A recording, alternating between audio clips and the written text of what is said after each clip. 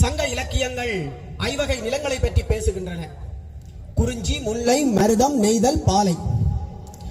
இந்த 5 நிலங்களிலும் தொல்காப்பியத்திலே நானிலங்கள் பற்றி குறிப்பிடுகிறார். குறிஞ்சி, முல்லை, மருதம், நெய்தல் இந்த 4ம் எங்களது முல்லைத்தீவு மாவட்டத்திலே இருக்கிறது. எனவே இந்த முல்லைத்தீவு மாவட்டத்தினுடைய சிறப்புகளை பற்றி பேசுவதற்காக அழைக்கப்பட்டிருக்கிறேன். அவையோருக்கு ஒரு வினயமான வேண்டுகோள். இந்த சிறப்புகள் எங்களிடம் மட்டும்தான் இருக்கின்றதென்று இல்லை. நான் கூற வருகின்றவை பல இடங்களில் இருக்கும். பிற இடங்களை மட்டுப்படுத்துவதாகவோ மட்டம் தட்டுவதாகவோ இல்லை. ஆனாலும் எங்களுடைய சிறப்புகளை எங்களது மண்ணிலே நின்று பேசுவதற்கு கடமைப்பட்டிருக்கிறேன். 1978ஆம் ஆண்டு வவுனியா, யாழ்ப்பாணம், கிளிநொச்சி ஆகிய பிரதேசங்களை உள்ளடக்கி முல்லைத்தீவு மாவட்டமாக பிரகடனப்படுத்தப்பட்டது. இந்த முல்லைத்தீவு மாவட்டத்தின் நிலங்களில் இந்த குறிஞ்சி, குருந்தூர் மலை சார்ந்து இருக்கிறது.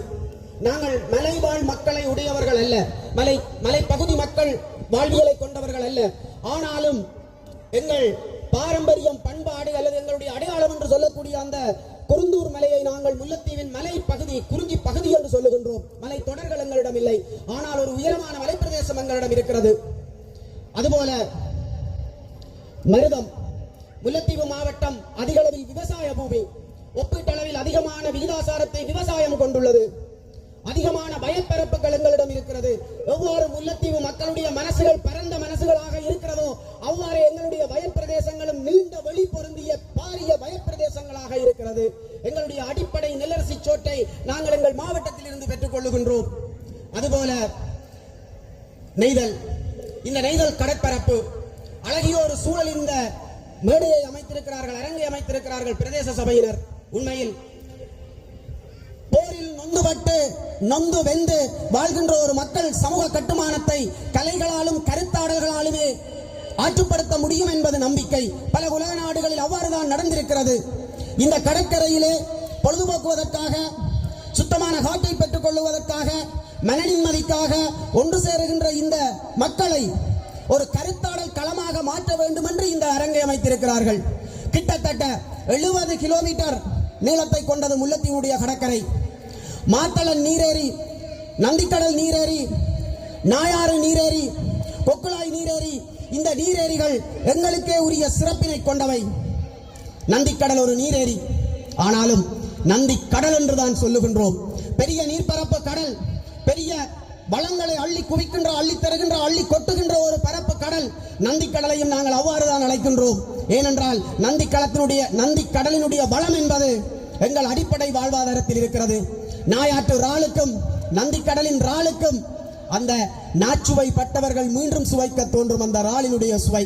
எனவே இந்த நீரேரிகள் எங்கள் நெய்தல் நிலத்தோடு சார்ந்தவை. பாலை எங்களிடம் இல்லை.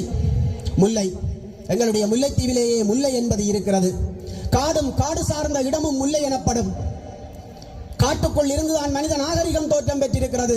அந்த மனித நாகரிகம் இன்றும் கூட நழுவாமல் வலுவாமல் நாங்கள் காட்டோடு வாழுகிறோம். காடு ஒரு காலத்தில் எங்கள் உயிர்கள், பல்லாயிரம் உயிர்களை காப்பாற்றியது ஒரு வீடு. இந்த காட்டில் ஒரு மரம் எவ்வாறு எங்களிடத்தில் இருந்து இந்த நாடு முழுவதும் அந்த மரம் தன்னுடைய பயனை தருகிறதோ, அகில உலகமெல்லாம் இருக்கின்ற மரங்கள் இந்த உலகத்தின் பசுமை போர்வையை பாதுகாக்கிறது. எங்களுடைய முல்லைத்தீவில் உள்ள அநேகமான காடுகள் எங்களது வளங்கள். இலங்கையிலே அதிகூடிய காடுகளை கொண்ட மாவட்டங்களில் நாங்களும் ஒருவர். எங்களுடைய மாவட்டத்தில் அதிகமான காடுகள் இருக்கிறது என்று சொல்லுகிறார்கள். இந்த பாதைகளிலே செல்லுகின்ற பொழுது வீதியோரங்களிலே பெருங்காடுகள் இருப்பது போல் இருந்தாலும் சற்று கவலை, சற்று உள்நுழைந்தால் உள்ளுக்கு பெரியதொரு வெட்டையை காண்கின்றோம். எனவே காடு எங்களுடைய காலத்தில் வாழ்ந்த, நாங்கள் வாழ்ந்த வீடு. அதே போல எங்களுடைய வரலாற்றிடங்கள்.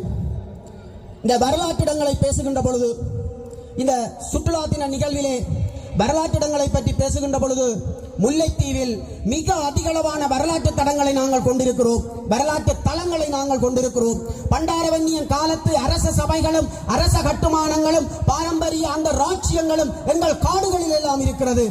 வரலாற்றிடங்கள் அதிகமாக எங்களிடம் இருக்கிறது. முத்தையன்கட்டு குளத்துக்கு மேல் சப்தகன்னியர்கள் இருக்கிறார்கள்.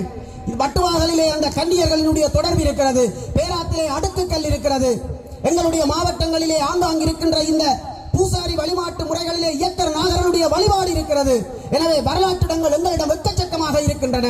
ஆனால் அரசும் சரி, கடந்த கால நிழல் அரசும் சரி, இந்த வரலாற்றிடங்களை அடையாளப்படுத்தவோ அல்லது அதை எங்களிடம் திறந்து விடவோ தயாராக இல்லை. எல்லாம் அது காட்டுக்குள் பொதிந்திருக்கின்றன.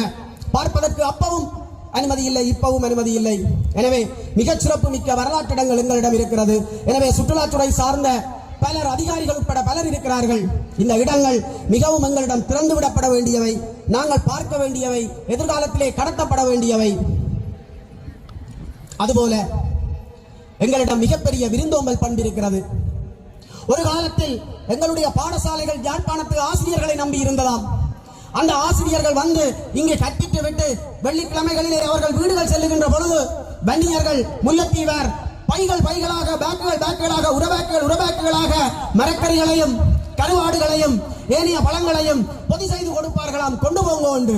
அப்பேற்பட்ட ஒரு விருந்துபசாரம் மிக்க, விருந்தோம்பல் மிக்க மண் முல்லைத்தீவு மண். இன்றும் தான் எங்களிடத்துக்கு வருகின்றவர்கள் போகின்ற பொழுது கொஞ்சம் நில்லுங்கோ, தேசிக்காய் இடக்கண்டு புடுங்கி கொடுப்பதும், கொஞ்சம் நில்லுங்கோ, தயிர் இருக்கண்டு கொடுப்பதும், கொஞ்சம் நில்லுங்கோ, தேங்காய் இருக்கண்டு கொடுத்து விடுவதும் எங்களுடைய மரபு.